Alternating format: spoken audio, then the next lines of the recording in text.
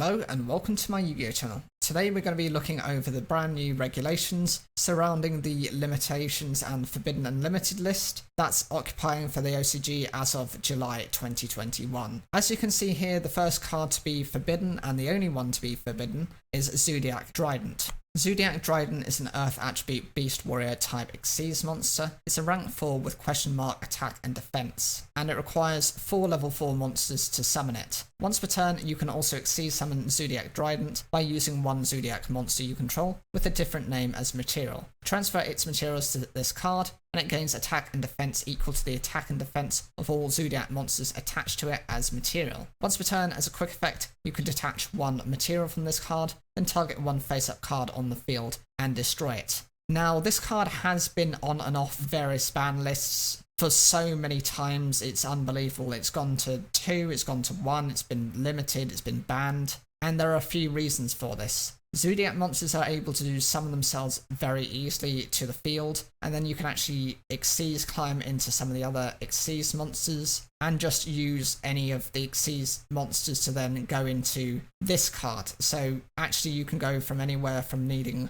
just the one Zoodiac monster to requiring as many as you can to power this card up. Obviously, the more you have, the more power this card has. The annoying part of this effect being its quick effect, to be able to just detach a material to destroy a face-up card on the field. This happens both during your turn and your opponent's. This means if your opponent is running a very low resource deck, or it happens to be late in the game and your opponent doesn't have anything, they're losing more cards just by getting rid of materials. Yes, you are making this card weaker, but for example, if you can only normal summon once in that turn and you can't special summon any monsters in addition to back that card up, this card can destroy your normal summon monster, and then you have nothing to be able to use during your turn. Even though this is a once per turn effect, this is devastating and it's a really annoying card to actually deal with. I'm glad it has been forbidden, and it's definitely something that has to be looked at within the TCG. It has a nuisance to it that most decks don't really have, and outside of negating its effect, it's definitely something that's too annoying to kind of face. I should mention as well that there weren't any changes to the limited list. Perhaps they thought there weren't any cards that were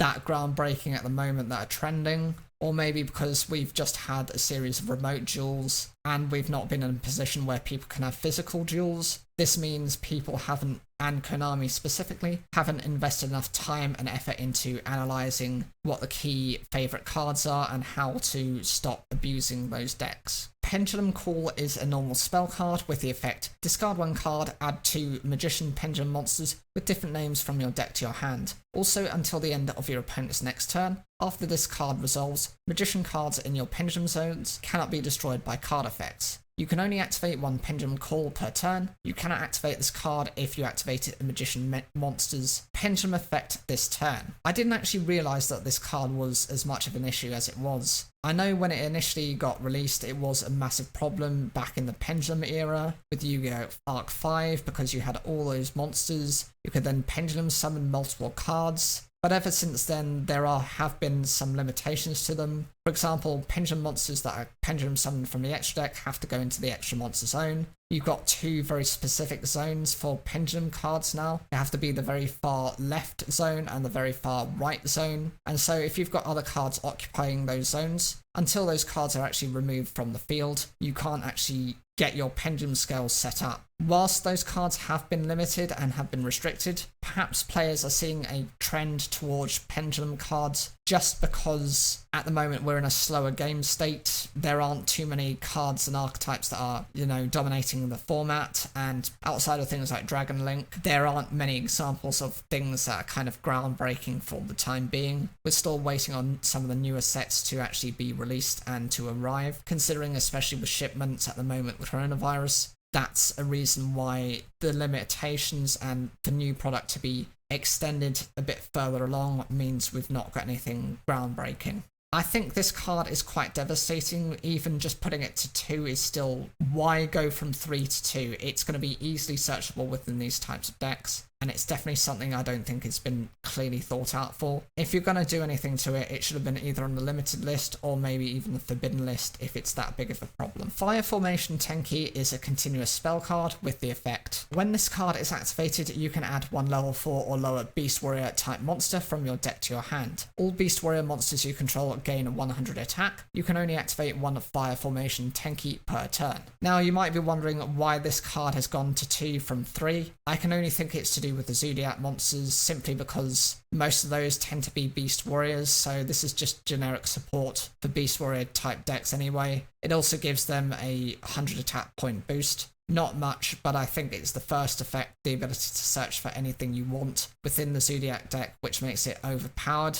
I don't see why it's gone down to 2, it might as well have just been forbidden if you're really that considered about Zoodiac being a threat. Psyframe Gear Gamma is a light attribute psychic type tuner monster which is level 2 and has 1000 attack and 0 defense. And the effect is, it cannot be normal summoned or set, it must be special summoned by a card effect. When your opponent activates a monster effect while you control no monsters, as a quick effect, you can special summon both this card from your hand and one Psyframe driver from your hand, deck or graveyard, and if you do, negate that activation, and if you do that, destroy that monster. During the end phase, banish the face-up monsters special summoned by this effect. So the whole point of this card is it shuts down your opponent's monster effects, and since it activates and responds to your opponent's activation of the effect, they don't really know how to counter this card until it's too late. They don't know you've got that card in your hand, which means they're not really able to do anything. And of course, the whole point of the Psyframes is to disrupt your opponent by banishing their cards and to activate their cards through those effects, which means you can actually use it for a synchro summon on that same turn. Another one of those annoying cards that's seen a lot of play recently, and definitely I consider why it's gone from 3 to 2 when maybe it should have been limited.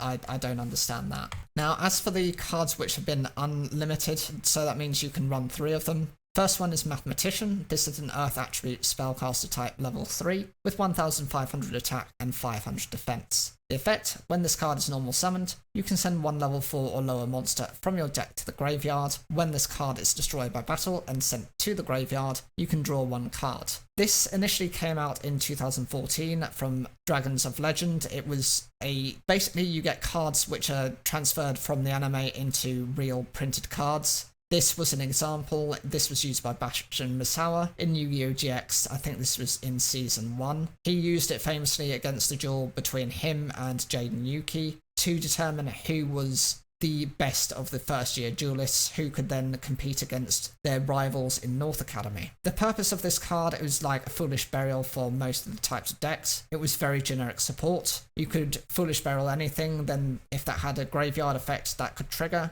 or if you could be able to recover that card from the graveyard to use any of the effects of that monster. That was also a plus to its effect. The other thing is it doesn't have any downsides. When it's destroyed by battle, you get an instant draw. Definitely something worthwhile running, but I think there are better, faster archetypal support cards nowadays, and definitely something that has been forgotten about. Maybe since it's been moved in and around the ban list beforehand, it's gone from 2 to 1 before, and it's been limited and it's been restricted and forbidden before. Now is its time to shine. Maybe some people might be playing several copies of this. Windup Magician is a fire attribute spellcaster type level 4 with 600 attack and 1800 defense. Its effect is, if the effect of a wind-up monster is activated, except Wind-Up Magician, you can special summon one level 4 or lower wind-up monster from your deck in face-up defense position. This effect can only be used once while this card is face-up on the field. I think the whole purpose of this was you had an Xyz monster which was able to kind of loop its effect and to rip your opponent's hand apart, and this was one of the key cards that was part of that. I don't think that's a very common strategy now. There are much faster ways of doing that, but for the most part I think that's the only reason, since it's a forgotten strategy and most newer content creators and most new players don't really rely on it. It's something that's able to become 3 again. Union Hangar is a field spell card with the effect, when this card is activated, you can add one light attribute machine type union monster from your deck to your hand. Once per turn, if a light machine union monster is normal or special summoned to your field, except during the damage step, you can target one of those monsters, equip one appropriate light attribute machine union monster with a different name from your deck to that monster, but the union monster you equipped cannot be special summoned this turn. You can only activate one union hangar per turn. This was a card that was used by Chaz Princeton within Yu-Gi-Oh! GX, the anime. I think this was actually in Season 3, and the whole point was to help to turbo out his XYZ Dragon Catapult Cannon, and eventually it came ABC Buster Dragon, not within the anime, but actually we got a variation of monsters that happen to work alongside that. You can see from the images, you can see the X, Y, and Z, so one is for X Head Cannon, one's for Y Dragon Head, and one is Z Metal Tank. So that's the purpose of these cards. They all meet those types of conditions, and they help to bring those cards out a much faster. Previously, these cards were very annoying to deal with. ABC Buster Dragon has been on the limited and the forbidden list beforehand, and was an absolute nuisance to deal with. It was just so annoying to get rid of, because even when you tried to target it, it could just split into its various forms, and of course you could actually go back into that monster again during your next turn. It wasn't a problem by using that, and you would eventually lose out on your resources to be able to counter this deck. Now there's a more annoying strategy that goes alongside one of the Dragon Buster cards, which basically when it's equipped lets you stop your opponent from special summoning, which is why I question why this has been unlimited. It's going to encourage that type of gameplay again, and that restrictive play, which most players don't like. So I can't see why this has been unlimited. Maybe it's trying to get the pure side of the deck to work again, but it could have some very devastating consequences. And the final card is Firewall Dragon. This is a light attribute Cyverse Link monster with a link rating of 4, and it's got 2500 attack. It requires 2 or more monsters to summon it. And the effect is, once while face up on the field, as a quick effect, you can target monsters on the field and or graveyard up to the number of monsters co-linked to this card, return them to the hand. If a monster this card points to is destroyed by battle or sent to the graveyard, you can special summon one Cyverse monster from your hand. You can only use each effect of Firewall Dragon once per turn. So the secondary part of this ability wasn't really useful. It could be used in certain circumstances, but it was more forgotten as an ability. It was the first ability which has been adapted, which is the reason it's gone back to 3. Originally it has been banned and forbidden for a certain amount of time actually, because what you would do is you would return, say, Grinder Golem as an example. That was a monster that could generate tokens on your field by special summoning the Grinder Golem on your opponent's field. Then you would then use Firewall Dragon's effect to get your Grinder Golem back to your hand, then resummon it to your opponent's field, generate more tokens, then go into further link plays, then to go into a Kasich Magician, who could then return your Grinder Golem